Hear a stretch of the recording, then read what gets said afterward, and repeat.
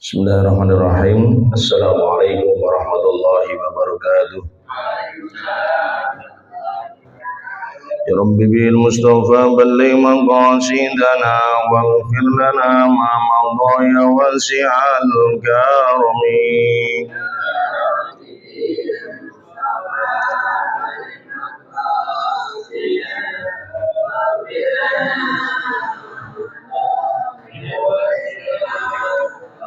محمد سيد الكونين والثقلين والفريقين من عرب ومن عجم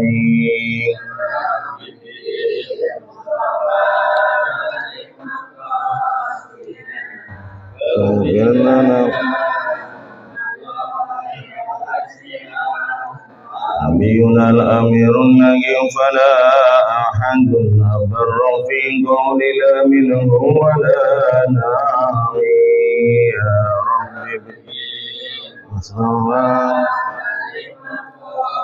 سيدنا واغفر لنا ما مضى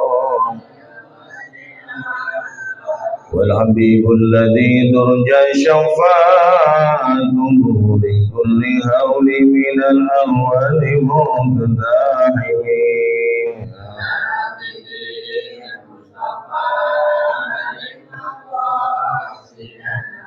واغفر لنا ما مضى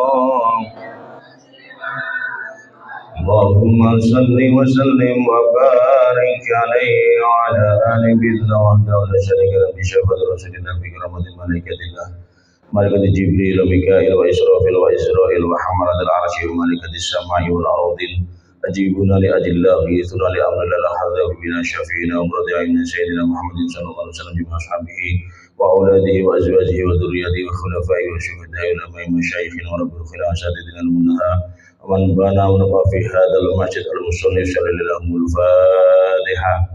أعوذ بالله من الشيطان الرجيم. بسم الله الرحمن الرحيم.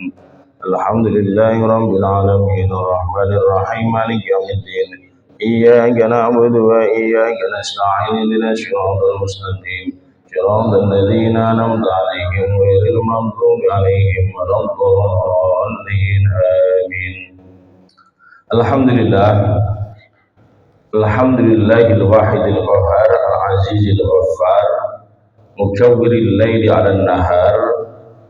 Assalatu wassalamu ala sayyidina Muhammadin nabiyil mukhtar wa alihil adhar wa ashabihil ahyar.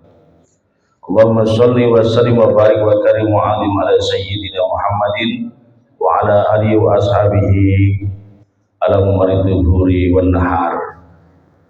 Al-Mukarramun, segenap para tokoh, para masyayikh, pengurus dan seluruh jamaah kuliah duha Masjid Al-Musannif, utamanya Raisu Hadal Masjid Bapak Haji Basir, semoga sehat walafiat, panjang umur, dan seluruh yang hadir, Bapak Ibu yang tidak saya sebutkan namanya karena belum kenal semuanya. Mohon maaf. Seluruhnya semoga senantiasa diberkahi, dilindungi oleh Allah Subhanahu wa taala. Tidak ada kata yang paling istimewa kecuali puji dan syukur kita panjatkan kehadirat Allah Subhanahu wa taala atas iradahnya, atas inayahnya kita bisa bersama-sama hadir memenuhi panggilannya, melaksanakan kewajiban kita bertolabul ilmi di Masjid Al-Musannif ini dalam keadaan sehat walafiat. Semoga rangkaian ibadah kita, ta'lim kita, amaliyah hasanah kita sepenuhnya diterima oleh Allah Subhanahu wa taala. Amin ya rabbal. Selawat teriring salam semoga tercurah limpahkan kepada Rasul pilihan insan budiman yang telah mengibarkan panji-panji kebenaran dan zulmatil kufri ila nurul iman ila junjungan Rasulullah Muhammad sallallahu alaihi wasallam. Semoga kita bagian yang terus-menerus istiqomah melaksanakan tuntunan dan syariahnya sampai akhir zaman. Bapak Ibu para jamaah, Kiai Zaki biasanya ngajinya tafsir ya, kita akan ngaji kitab Tanwirul Qulub hari ini. Nah, kita Tanwirul Qulub akan kita kaji bersama di kitabnya. Biar ada selingannya dan qadarullah tanpa direncana tadinya Pak Haji telepon. Alhamdulillah saya pas ada kesempatan bisa hadir bersilaturahim di dalam Bapak Ibu semuanya, semoga membawa maslahat manfaat untuk kita semuanya, amin ya rabbal alamin. Sehat semua Bapak Ibu? Alhamdulillah. Masuk tahun baru, semangat baru Bapak Ibu ya. Usianya bertambah, tapi jatah hidupnya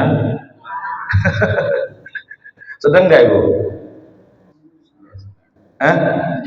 Usia tambah, seneng nggak? Jatah hidupnya kurang. Bapak Ibu yang dimuliakan Allah Subhanahu wa Ta'ala, satu hari ada seorang murid bersama dengan gurunya di alam. Murid itu bernama Hatim Al-Asom, gurunya bernama Syakik Al-Balakhi. Syakik Al-Balakhi ngobrol sama santrinya atau muridnya yang bernama Hatim Al-Asom tadi. Ditanya begini pertanyaannya. Riwayat lengkapnya begini Pak ya. Waruwiya ana Hatim Al-Asom kana tilmidan li Syakikin Al-Balakhi. Diriwayatkan bahwa Hatim Al-Asom itu menjadi murid atau santri jamaah bagi Syakik Al-Balakhi. Nanti kita ambil hikmahnya lah, karena ada banyak pelajaran yang bisa kita petik ini nanti insyaallah Pak. Qala, kemudian sang guru bertanya kepada murid. Pertanyaannya adalah, fama ta'allamta minni fi hadhil muddah? Apa yang kamu pelajari selama kamu bersama dengan aku? Kamu ngaji bersama dengan aku, kamu belajar bersama dengan aku, kamu mondok bersama dengan aku. Apa yang kamu pelajari selama ini? Qala tamanuna masaila. Sang murid menjawab jawaban atau pertanyaan sang guru, tamanuna masaila. Tuan guru, saya hanya bisa mendapatkan 8 masalah saja yang sampai saya dapatkan. Qala Syakik, innalillahi wa inna ilaihi raji'un. Gurunya kaget, Pak. Kamu mondok lama bersama dengan aku selama 33 tahun lamanya. Kenapa kamu hanya mendapatkan 8 masalah saja? 8 masalah yang didapatkan selama 33 tahun. Bapak Ibu belajar ngajinya udah berapa tahun? Berapa tahun? Dapat apa? Sudah. Ini Hatim Al-Asom berguru sama Syakik Al-Balakhi selama 33 tahun. Ditanya sama gurunya, nah, kamu dapat apa saja selama belajar sama dengan aku? Ternyata sang murid menjawab, saya hanya mendapatkan 8 masalah saja Tuan. Gurunya kaget, 33 tahun kau habiskan usiamu, kau habiskan waktumu ngaji bersama dengan aku, hanya dapat 8 masalah saja. Usiamu 33 tahun kau habiskan ngaji bersama dengan aku, tapi hanya mendapatkan 8 pelajaran saja. Kemudian sang guru penasaran, Pak. Penasaran. Dan mengatakan, "Dhahaba umri ma'aka, walam nata'alam illa tamani masaila." Umurku habis bersama dengan engkau, kami tidak mendapatkan kecuali hanya 8 masalah saja. Sang guru tanya, "Apa ya? Apa itu? 8 masalah itu apa yang kamu dapatkan?" Al-ula nadhartu ila hadzal khalqi fara'aitu kulla wahidin yuhibbu syai'an fala yazalu mahbubuhu ma'ahu. Yang pertama Tuan Guru, saya melihat seluruh makhluk ini saling mencintai antara satu dengan yang lainnya. Betul Pak? Laki-laki mencintai perempuan, perempuan mencintai laki-laki, saking asiknya, bahkan kadang kebablasan, laki-laki senang sama laki-laki, perempuan senang sama perempuan. Makhluk saling mencintai antara satu dengan yang lainnya. Fala yazalu mahbubuhu ma'ahu. Terus menerus cinta itu berkembang di tengah-tengah mereka. Fa'idzan dhahaba ila qabrihi faraqahu. Ternyata cinta itu terpisah ketika mereka meninggal dunia. Salah satu di antara mereka meninggal dunia, secinta-cintanya suami pada istrinya, tidak mau nemenin istrinya di kuburan. Betul? Secinta-cintanya murid kepada gurunya, tidak mau nemenin gurunya di kuburan. Betul? Secinta-cintanya anak kepada orang tuanya, tidak mau mencintai, tidak mau menemani orang tuanya di kuburan. Ternyata mereka berpisah, yang sering cinta awalnya, yang lengket awalnya, tapi begitu mereka salah satu pergi ke kuburan atau meninggal dunia, maka mereka tidak saling mencinta lagi, tidak mau menemani lagi. Faja'altu al-hasanati mahbubi. Setelah saya melihat itu, saya menyimpulkan bahwa ternyata yang dicintai pasti akan berpisah, cepat atau lambat, kapanpun saja, dimanapun tempatnya. Betul? Maka aku jadikan cintaku tidak kepada siapa-siapa, cintaku kepada kebaikan-kebaikan. Faja'altu al-hasanati mahbubi. Itu kesimpulan Hatim Al-Asam yang pertama. Ilmu yang didapatkan Hatim Al-Asam yang pertama dari gurunya menjadikan cintanya bukan kepada materi, cintanya bukan pada kekasihnya, cintanya bukan pada dunia, cintanya kepada kebaikan amal yang hasanah. Bapak Ibu juga begitu? Hikmah yang pertama ada dua ya. Jadikan cinta itu adalah cinta pada kebaikan yang utama. Kalaupun toh kita mencintai pasangan kita karena kebaikannya, betul Pak ya? Mencintai siapapun karena kebaikannya, bahkan kita memuliakan siapapun bukan karena kekayaannya, bukan karena apa-apanya, tapi karena kebaikan dan kemuliaan akhlaknya. You understand? Lanjut Pak ya. Ini 8 poin pelajari kita nanti begini. Baru 1 kan, masih 7 lagi. Tadi kan dia ngomong dapat 8 masalah kan? Ya, ini yang pertama itu. Asaniyatu yang nomor 2. Nomor 2. Sebelum nomor 2, gurunya jawab dulu asanta. Ada yang lewat. Asanta, kamu bagus. Diapresiasi sama gurunya. Begitu murid menjelaskan kepada gurunya bahwa saya melihat seluruh orang bercinta, semua orang mencintai pasangannya, tapi begitu mereka salah satunya ada yang meninggal dunia, berpisah, mereka tidak mau menjadi teman yang abadi, tidak mau menjadi cinta yang abadi. Kesimpulan itu kemudian disampaikan kepada guru dan guru merespon, asanta, kamu bagus. Yang kedua sekarang, fama asaniyatu. Gurunya tanya, yang kedua apa? Gurunya namanya siapa tadi Pak? Syakik Al-Balakhi. Qala, sang murid menjawab, nadhartu fi qaulillahi azza wa jalla. Aku melihat, aku memikirkan firman Allah azza wa jalla, wa amman khafa maqama rabbih wa nahan nafsa 'anil hawa fa innal jannata hiyal ma'wa.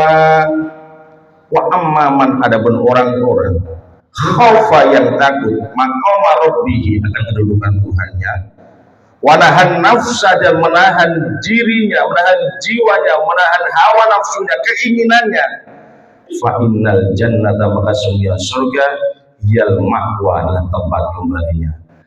Orang yang mampu mengendalikan nafsunya itu, tempat kembalinya adalah surga. Halo? Fa'alimtu, maka aku mengetahui, anak qaulahu ta'ala, maka sungguh firman Allah ta'ala hakun hak. Aku tahu, aku sadar bahwa firman Allah pasti benar, mutlak kebenarannya. Fastahattu nafsi fi daf'il hawa, maka aku bersungguh-sungguh menolak jiwaku, menolak nafsuku, menolak diriku dari mengikuti hawa nafsu. Hatta staqartu ala ta'atillah, hatta staqarrat ala ta'atillah, sampai hawa keinginan itu tetap kepada taat kepada Allah Subhanahu wa taala. Jadi keinginannya disalurkan pada kebaikan, keinginannya disalurkan kepada yang maslahah, keinginannya disalurkan kepada taat kepada Allah Subhanahu wa taala. Pak Bu Pak, halo. Semua kita punya nafsu bukan? Kalau Bapak Ibu nggak punya nafsu, punya pasangan nggak bakal digauli. Kalau Bapak Ibu nggak punya nafsu, nggak bisa makan, Pak. Nggak ada nafsu makan. Betul? Tapi nafsu itu mestinya dikendalikan. Nafsu itu mesti disalurkan tempat yang benar. Makanya saya sering sampaikan gini, beda tipis antara hewan dan orang sesungguhnya yang beriman. Pak, bapak makan, ibu makan, sapi makan, makan juga. Sapi kawin, manusia kawin juga. Bedanya apa, Pak? Manusia makan minumnya bernilai spiritual. Kenapa? Karena makan minumnya tidak sebatas mengenyangkan perut semata, menghilangkan rasa haus semata. Makan minumnya ditujukan karena Allah, sehingga bismillahirrahmanirrahim atas nama Allah. Allahumma barik lana fima razaqtana wa qina adzab. Sapi tidur, kita juga tidur, sama. Sapi tidur tidak bernilai spiritual, manusia tidak bernilai spiritual. Apa itu? Bismika Allahumma ahya wa bismika. Betul? Selesai tidur, alhamdulillahilladzi ahyana ba'da ma amatana wa ilaihi. Sapi kawin, orang juga kawin. Kawinnya sapi tidak bernilai spiritual, hanya memuaskan nafsu birahinya belaka. Manusia kawin, nikah tepatnya, tidak sebatas memuaskan nafsu birahinya, tetapi juga bernilai spiritual. Sehingga di sana ada doa diniatkan untuk melestarikan kehidupan di atas muka bumi karena Allah. You understand? Bedanya di mana, Pak? Manusia sama hewan tadi, yang satu bernilai spiritual, yang satu non spiritual. Maka kalau manusia puncak kebahagiaannya hanya makan minum, itu saja tidak bernilai spiritual. Beda tipis dengan sapi, beda tipis dengan kambing. Betul? Jadi saya, aduh, lanjut, CEO. Yang kedua, Pak, terima. Pelajaran kedua, baru kedua, Pak. Nanti hari ini baru ketiga. Ada 8 poin kan, ya Pak ya. Menahan diri. Jadi nafsu itu bukan untuk dimatikan, tapi untuk dikendalikan. Karena semua kita punya nafsu. Kalau kita baca di Mutorikon nanti banyak ada nafsu malhamah, nafsu mutmainnah, ada seterusnya. Nafsu amarah, banyak itu nanti. Di kitab ini juga dijelaskan. Karena kitab ini membahas ada mauidhah, ada tauhidnya, ada fikihnya, ada tasawufnya. Pak ya. Halo? Apa Pak tadi Pak, Bu? Wa amma man khafa maqama rabbih. Wa nahan nafsa 'anil hawa fa innal jannata hiyal ma'wa. Setelah mendapatkan kesimpulan ini bahwa sesungguhnya yang mampu mengendalikan nafsunya, surgalah tempat kembalinya. Maka hati langsung memutuskan untuk tetap konsisten taat kepada Allah Subhanahu wa taala, menyalurkan nafsunya pada tempat yang benar, menyalurkan nafsunya pada tempat yang direstui oleh Allah Subhanahu wa taala, sehingga seluruh amaliyah kita bernilai spiritual. Itulah bedanya kita dengan hewan tadi, Pak. Maka kalau makan jangan sebatas memuaskan keinginan saja, tapi niatkan kalau pas ini mensyukuri nikmat Allah. Bahkan dalam salah satu kitab sufi disebutkan, untuk mengetahui Allah cinta apa tidak sama kita itu mudah Pak untuk mengenali. Bagaimana caranya? Kalau kamu makan, minum, selesainya kamu mau merasakan nikmatnya makan dan bersyukur kepada Allah, mengindikasikan Allah itu cinta kepadamu, senang sama kamu. Sebaliknya kalau kamu makan saja nggak mau bersyukur kepada Allah, menunjukkan Allah murka kepadamu. Kenapa demikian, Pak? Kenapa nggak disebut beli mobil, beli motor, beli rumah? Karena makan minum itu kebutuhan yang paling dasar. Betul? Orang nggak punya rumah bisa hidup, orang nggak punya mobil bisa hidup, betul? Nggak punya motor bisa hidup, tapi kalau nggak makan, insya Allah innalillahi wa inna ilaihi raji'un.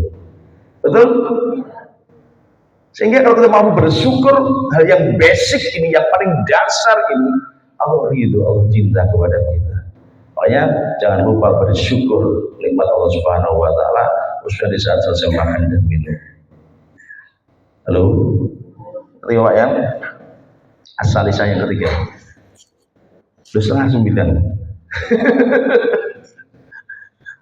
Yang ketiga, masih ada 8 poin tadi. Ini dapat 3 dia. Anni nadhartu ila hadzal khalqi. Aku melihat seluruh makhluk-makhluk.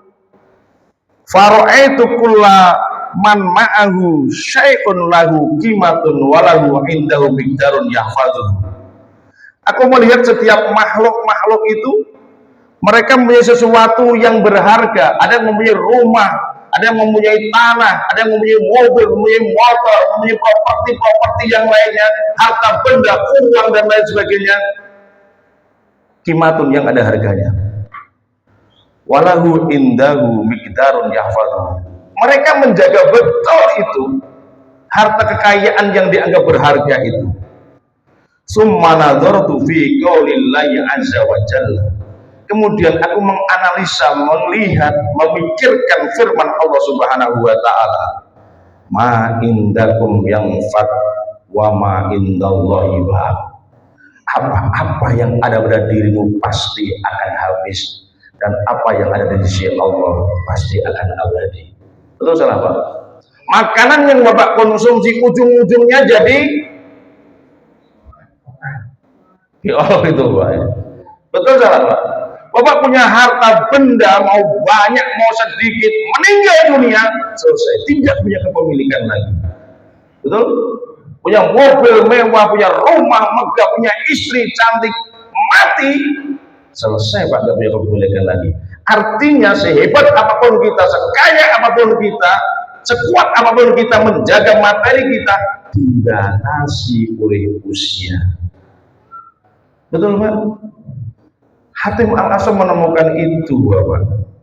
Ma indakum yanfad wa ma indallahi baq.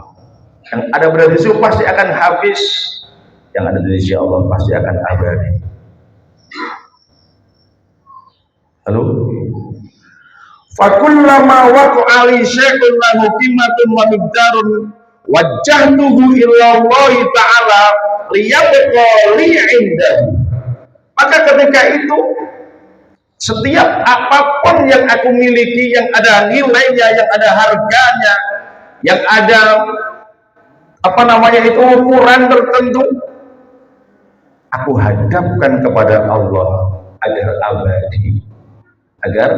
abadi. Bapak dan Ibu yang dimuliakan Allah Subhanahu wa taala, satu hari ada dialog antara seorang muda dengan orang tua.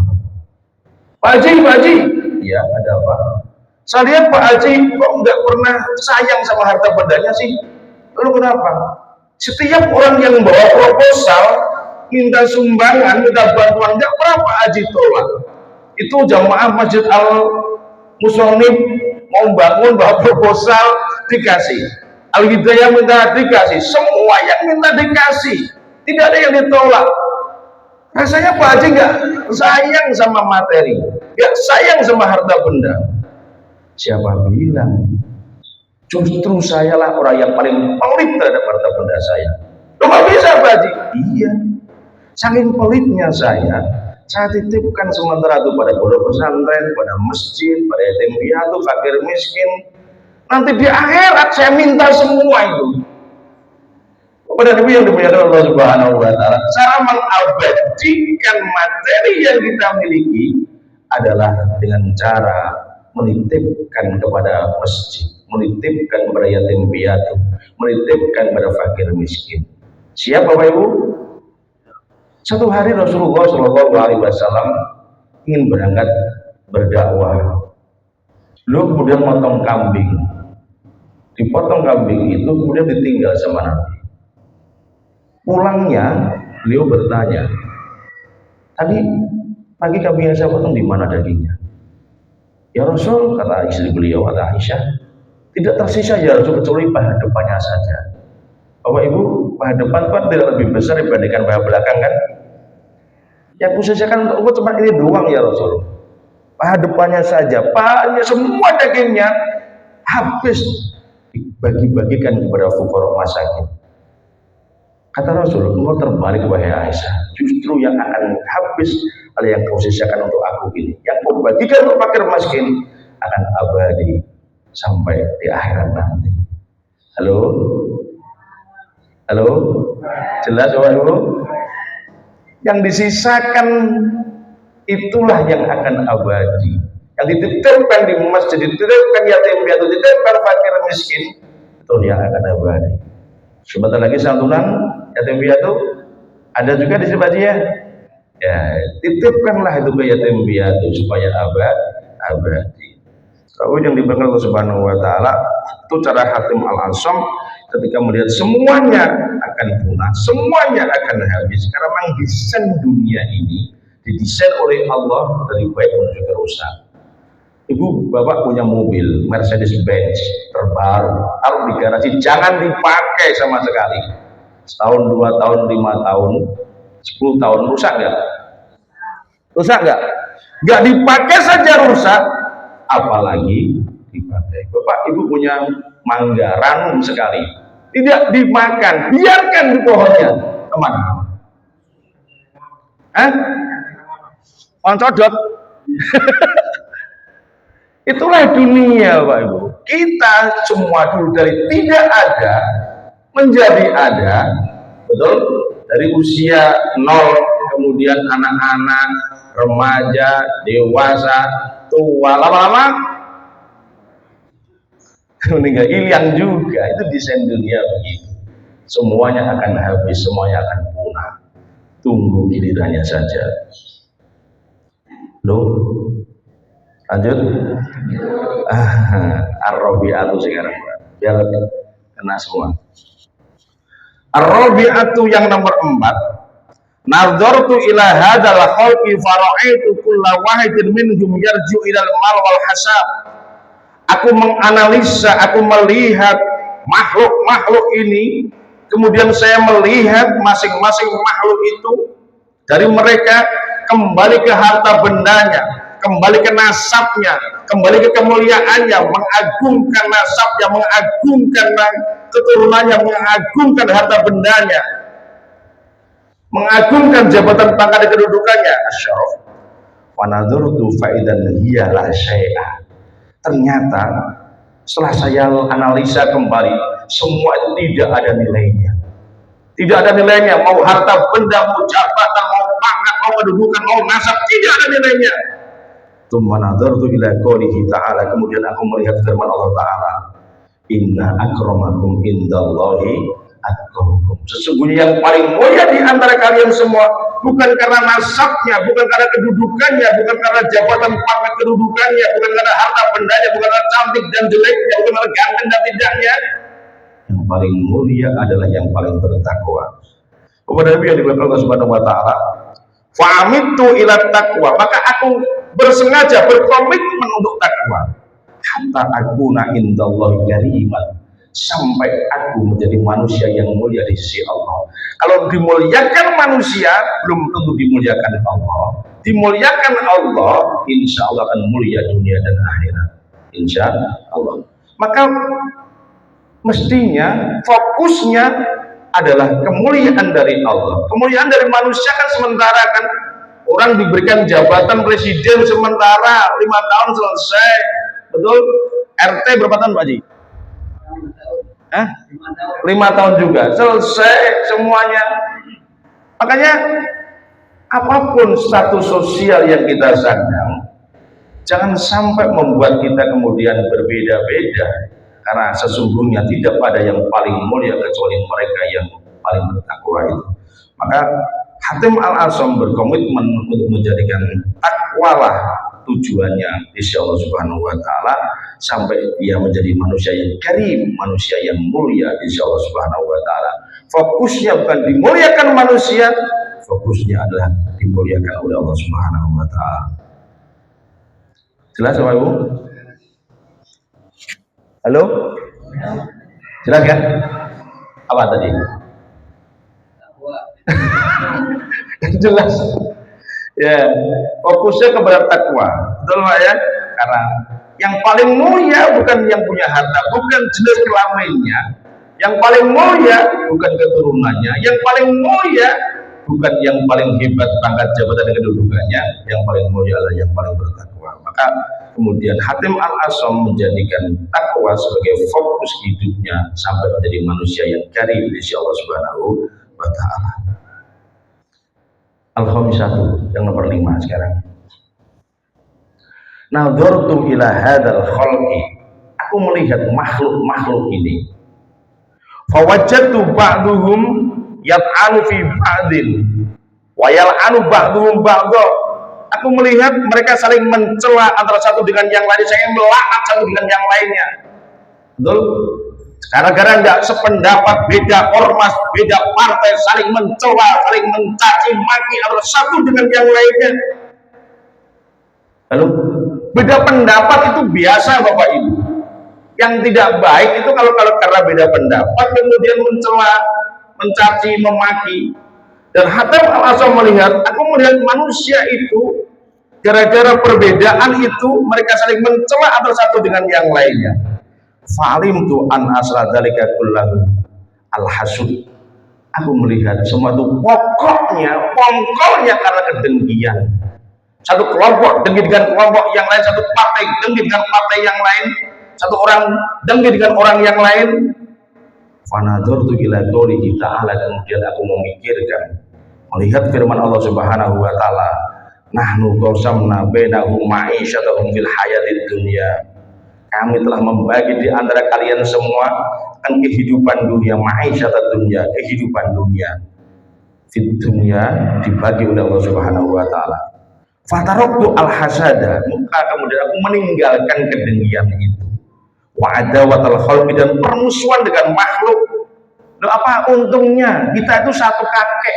Semua kita itu anaknya Nabi Adam, Ibu Hawa, betul? Perbedaan suku, perbedaan kelompok, perbedaan partai, perbedaan ormas, jangan sampai membuat kita berbeda karena kita satu nusa, satu bangsa, satu agama. Betul? Maka setelah melihat itu, Hatim Al-Asam memutuskan, aku meninggalkan hasud wa adawatal dan permusuhan dengan makhluk. Wa alimtu annalladzi kusimali kaidun la budda minhu, dan aku mengetahui bahwa yang diputuskan oleh Allah, yang dibagi oleh Allah, yang ditentukan oleh Allah untukku pasti akan terjadi, pasti akan datang kepadaku rezeki itu. Bapak Ibu, mencari sang empunya, mencari alamat sang pemiliknya. Mau orang dengki kayak apapun, kalau itu rezeki kita pasti akan datang kepada kita. Itu jelas, karena fitrahnya rezeki itu mencari, menghampiri sang pemiliknya. Maka seringkali saya sampaikan, jangan kerja itu mencari rezeki. Orang mencari itu pasti capek, orang mencari itu pasti lelah. Betul salah? Pak, mau kemana? Cari bocah hilang. Kan nggak ketahuan alamatnya, nyari ke Surabaya lah, ke Bandung lah, karena nggak jelas kemana perginya, mencari. Maka ubahlah mindset berpikir kita, jangan mencari. Mau kemana Pak? Menjemput rezeki. Di mana Pak? Di kantor. Mau kemana Pak? Menjemput rezeki. Di mana Pak? Di pasar. Mau kemana Pak? Menjemput rezeki. Di mana Pak? Di tempat kerja. Kita berbagi manfaat, yang guru berbagi manfaat dengan ilmunya, pedagang berbagi manfaat dengan perdagangannya, dokter berbagi manfaat dengan ilmu kedokterannya. Jadi tugasnya berbagi manfaat. Rezeki itu disiapkan. Saya tanya Bapak Ibu, duluan mana orang sama rezeki? Duluan mana? Duluan rezeki. Saya belum datang udah ada aqua nih. Berarti kan duluan rezekinya kan? Saya belum datang udah ada di sini aqua nih.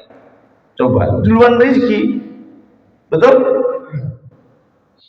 Kalau begitu ngapain harus dengki kepada orang lain gara-gara orang rezeki yang ditetapkan oleh Allah untuk kita tidak akan tertukar.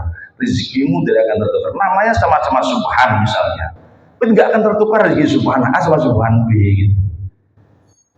Karena Allah Subhanahu wa taala maha segalanya, maha cerdas, maha membagi. Itu karena menjadi bagian kita pasti akan datang kepada kita. Halo? Paham? Apa? Itu ya. Oh, ada wadal hakim. As-sadisatu yang nomor 6 sekarang. Nadhartu ila hadzal khalqi yabghi ba'duhum ala ba'din ayu'adi ba'duhum ba'dho. Aku melihat makhluk-makhluk ini saling mencurangi antara satu dengan yang lainnya, saling bermusuhan antara satu dengan yang lainnya. Fanadhartu ila aduwi fil haqiqah. Kemudian aku menemukan, aku melihat, aku menganalisa musuhku yang paling nyata bukan temanku, bukan saudaraku, bukan manusia, bukan siapa-siapa. Fa idzan huwa asyaiton. Musuhku yang paling nyata adalah syaitan.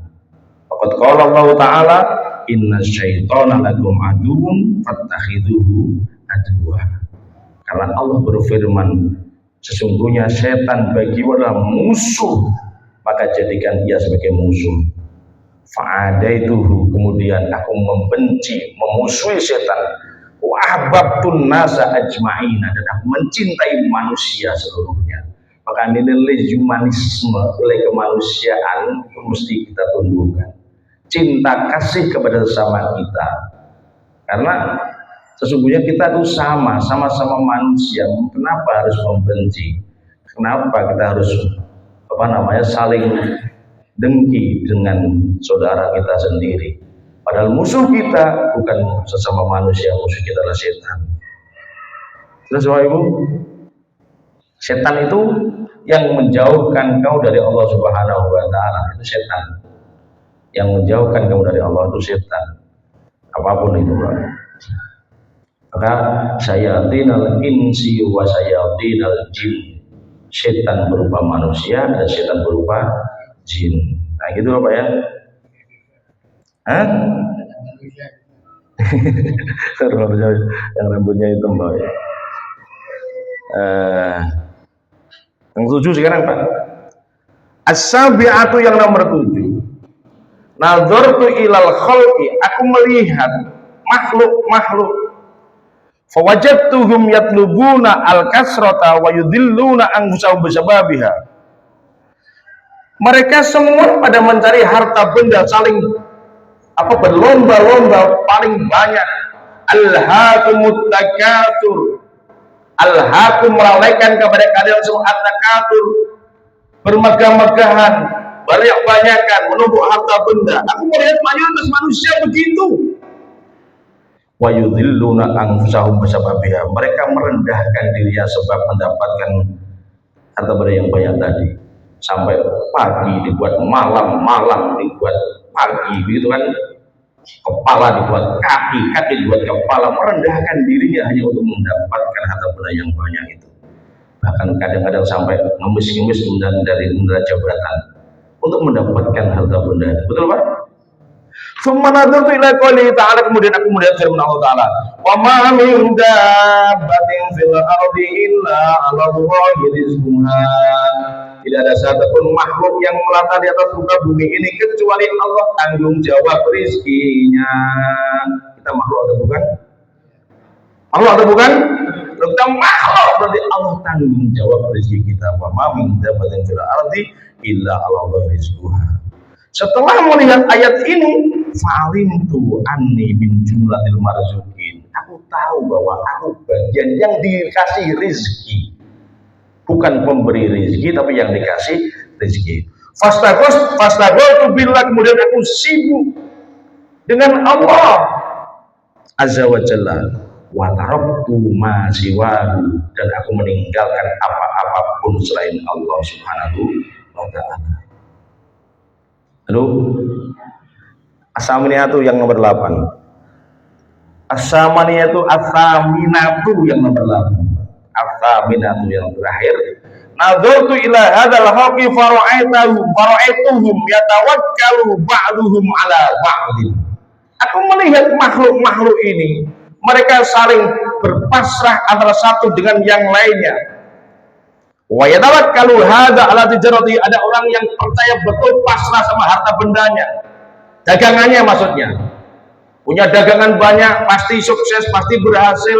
Jika punya dagangan banyak, dia hatinya tenang. Wahada ala sunatihi, dan inilah perbuatannya.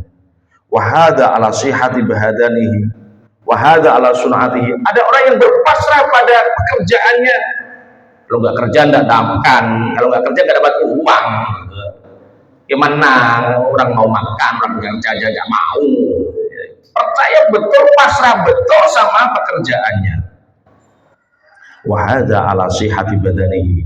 Orang percaya betul dengan kesehatan badannya.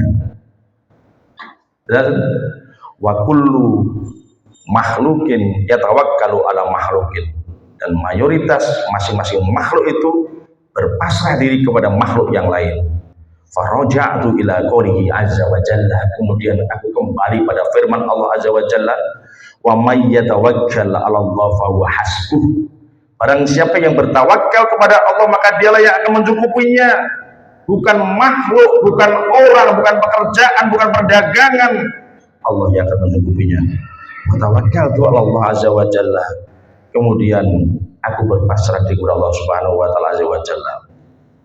Setelah muridnya menjelaskan 8 masalah yang didapatkan selama 33 tahun itu, sang guru kemudian menyatakan, faqala syakik waffaqakallahu ya Hatim, falaqad jama'ta al-umura kullaha.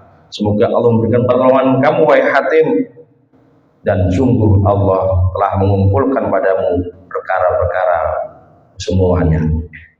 Kepada ibu yang dimuliakan Allah Subhanahu wa taala, 8 hal inilah yang bisa kita ambil pelajaran pada kali ini. Semoga dapat kita amalkan dalam hidup dan kehidupan kita. Amin ya rabbal. Ada yang mau tanya, silakan.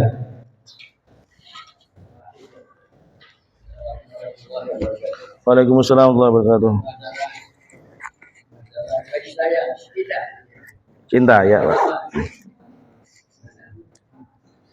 Kan kita kalau kita makan istilahnya karena Allah yang cinta kita dengan. Tapi karena kalau orang awam juga kalau cinta sama pasangannya gitu ya, sama yang ingin kita sukai katanya, kan kita lihat dari cinta dari kecakapannya saja. Oke, baik. Jadi justru karena cinta kepada Allah tadi, cinta karena Allah tadi, komitmen tidak akan aku sentuh pacar saya karena belum halal bagi saya. Tidak akan aku lihat pacar saya berlebihan sebelum menjadi hak bagi saya. Itu karena cinta karena Allah, Pak. Jelas, Pak ya? Sehingga komitmennya aku hanya akan menyentuh dia, akan menggauli dia kalau dia halal bagi saya. Makanya mohon maaf, laki-laki yang baik itu justru mereka yang menjaga calon pasangannya dengan tidak menyentuh dia, dengan tidak memperlakukan dia dengan cara-cara yang murahan. Jelas Pak ya? Gitu. Makanya kalau ada laki-laki atas nama cinta, atas nama kasih sayang kemudian mencium, menyentuh, bukan laki-laki yang baik. Itu adalah gorila.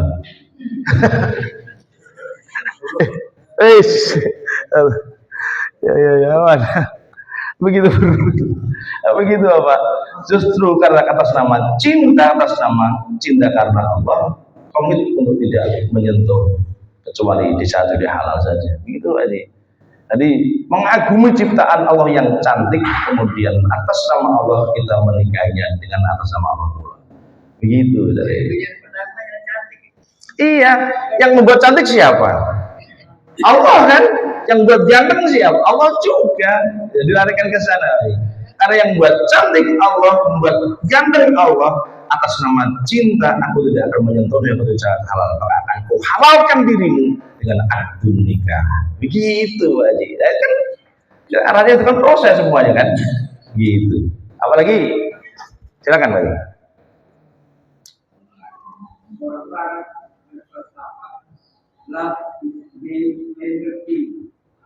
Cinta itu sesuatu yang penting dalam kehidupan ini. Bagaimana Pak? Ya betul. Tanpa cinta kita nggak bisa nyaris, nggak bisa hidup. Bahkan ibadah tertinggi itu cinta. Iya. Kalau orang ibadah karena takut neraka, kelasnya budak. Ibadah karena mengejar surga, kelasnya pedagang. Ibadah yang paling tinggi itu karena cinta. Robi al-Adawi dalam renungannya itu, ya Allah, jika ibadahku semata-mata untuk mengejar surgamu, jauhkan aku dari surgamu. Jika ibadahku karena takut akan nerakamu, masukkan aku ke dalam nerakamu. Tapi ketika ibadahku karena cintaku kepadamu, jangan kau palingkan wajahmu dariku. Jadi nggak peduli surga, nggak peduli neraka, orang yang cinta itu Bapak Ibu. Tidak ada hitung-hitungan, orang yang cinta itu dicubit nikmat. Betul? Orang pacaran sama istrinya panggilan pertama dicubit nikmat, kentutnya pun wangi. Betul? Udah tua baru gak wangi Pak Haji. Masih muda wangi karena cinta. Suami berani peras keringat, banting tulang, berangkat pagi, pulang sore. Kadang-kadang naudzubillah korupsi juga gara-gara cinta sama keluarganya, menghidupi gitu. Semua karena cinta. Cinta itu penting Bapak Ibu. Ya. Lu betul salah? Begitu. Istri sama rela memberikan masakan yang terbaik untuk suaminya karena cinta juga. Siapa kan orang lain suaminya kan sebelumnya kan? Coba itu kan. Berani memberikan servis yang terbaik karena cinta semuanya itu. Apakah nilai tertinggi itu sebenarnya kalau segala sesuatu kita lakukan karena cinta. Orang kerja capek itu karena nggak cinta, Pak. Kalau cinta nggak capek. Bapak-bapak yang cintanya dalam bisa nambah 5 kali. Apanya? Tambah 5 kali. Inilah coba ya. Tadi cinta itu yang tertinggi ya kira-kira. Gak sebatas melakukan kewajiban tapi karena cinta.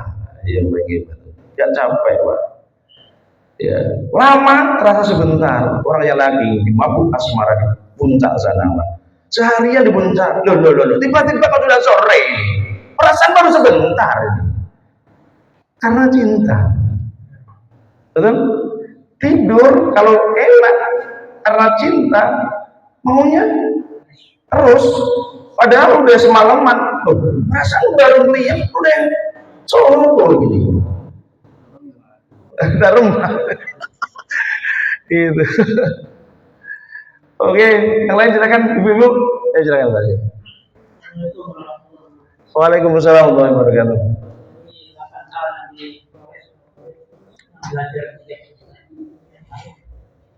Ini yang kedua, Ustaz. Yang kedua. Yang kedua, oke, baik, silakan. Mengajarnya waktu itu sendiri. Nabi sendiri menyatakan bahwa perang terbesar adalah perang melawan manusia. Jadi Nabi memang luar biasa gitu kan. Apa namanya? Beberapa perang lama ini kita mendengar satu hal yang kurang baik lah untuk umat Islam, terjadinya pondok pesantren itu. Orang pondok Oknum Pak. Agamanya juga baik tentunya, juga kiai gaji itu kan melecehkan santri-santrinya gitu. Ini kan jadi pertanyaan, sebenarnya pengendalian nafsunya bagaimana ya supaya baik gitu. Baik, saya akan menjelaskan tentang apa namanya nafsu itu. Wa nafsi wa ma sawwaha fa'alhamaha fujuraha wa taqwaha. Poinnya adalah fa'alhamaha fujuraha wa taqwaha. Ternyata keinginan itu ada dua Pak. Ada yang keinginan fujur tidak baik tadi, ada yang takwa Pak. Jelas Pak ya? Nah, kalau begitu bagaimana cara mengalihkan nafsu yang fujur tadi? Alaikum bidzikrillah, tetaplah kamu ingat akan Allah. Nabi Yusuf alaihissalam sekonyong-konyong kode nyaris dari perbuatan mesum dengan siapa? Zulaikha. Laula ro'a burhana rabbi, kalaupun tidak karena petunjuk Tuhanku, niscaya aku telah melakukan perbuatan itu. Karena saling jatuh cintrong Pak.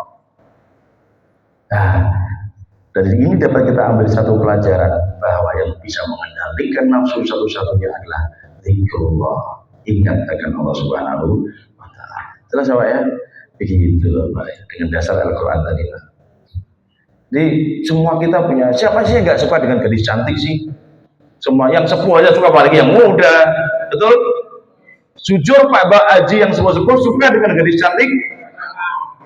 mau nambah kalau diizinkan. Kemauannya ada, tapi kemampuannya yang tidak ada. Kemampuan ada, semua pengen itu. Semua pengen, kalau bilang mau, tapi mampu apa tidak?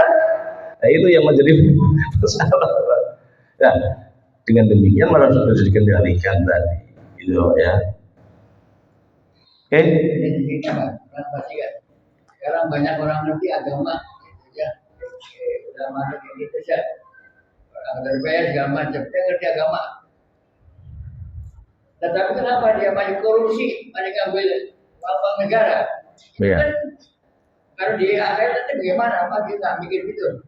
Dan Justru itu yang paling besar dosanya itu Pak. Kalau orang melakukan dosa, kesalahan, tidak dengan pengetahuannya, karena kebodohannya, kan dimaafkan kan. Tapi kalau dengan sengaja, itu kan dosa paling besar itu Pak. Dengan kealimannya, sehingga Allah itu murka kepada orang-orang yang melakukan kejahatan, perbuatan dosa dengan pengetahuannya. Nah, pertanyaannya, kenapa orang masih juga melakukan itu? Padahal dia sholat, padahal dia puasa, padahal dia zakat, padahal dia haji. Oke. Al-Imam Al-Ghazali pernah ditanya, Tuhan saya, kenapa masih ada orang yang sholat, orang yang sudah melakukan ibadah, bahkan pintar, alim, tapi kok tetap saja melakukan perbuatan maksiat? Bagaimana itu?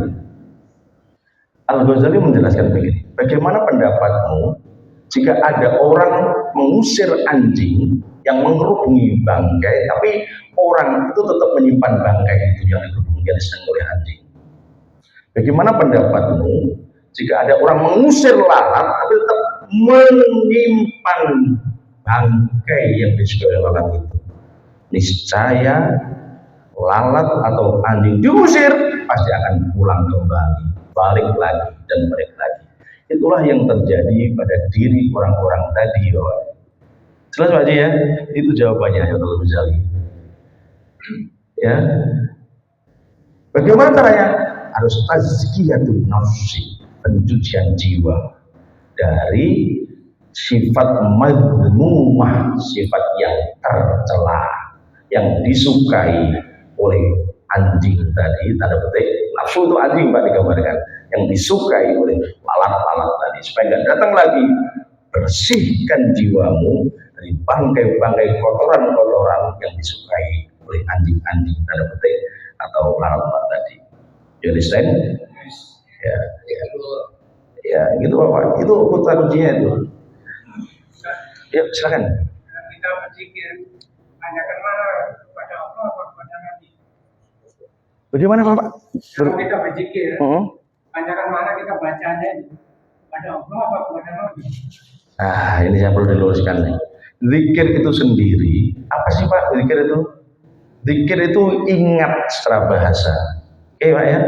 Ingat secara bahasa itu. Alladzina amanu wa tatma'innu qulubuhum bi dzikrillah, ala bi dzikrillah tatma'innul qulub. Oke? Jelas Pak ya? Ketahuilah orang yang beriman itu hatinya tentram dengan zikrullah, ingat Allah. Ketahuilah hanya dengan zikir kepada Allah hatimu akan tentram. Membaca sholawat, maksud Bapak panggil gitu ya. Membaca sholawat itu bagian dari zikrullah Pak. Jelas Pak ya? Kenapa? Karena innallaha wa malaikatahu yusholluna 'alan nabi ya ayyuhalladzina amanu shollu 'alaihi wa sallimu. Ada nilai ibadah, ada nilai zikir di sana. Kenapa ibadah? Mengikuti perintah Allah ya ayyuhalladzina amanu shollu 'alaihi wa sallimu taslima. Kenapa zikir? Karena ingat akan Allah Subhanahu wa taala dengan shalawat Rasulullah. Jelas Pak ya? Jadi muaranya semua kepada Allah Subhanahu wa taala. Makanya kalau Bapak belajar ilmu sufi lagi ada dzikrul fi'li, dzikrul af'al dengan perbuatan, dzikrul fikri dengan pikiran, dzikrul qalbi dengan hati, dzikrul lisan dengan lisannya. Satu kesatuan antara hati, lisan, pikiran dan perbuatan, itulah orang yang sempurna zikirnya. Begitu Pak. Ya. Jelas Pak ya? Dapat dipahami nggak? Sudah ya? jadi gini ya. Jadi kita begini membaca salat pada Nabi Tetapi datang sama Allah ya. Ya kan Allahumma sholli ala sayyidina Muhammad.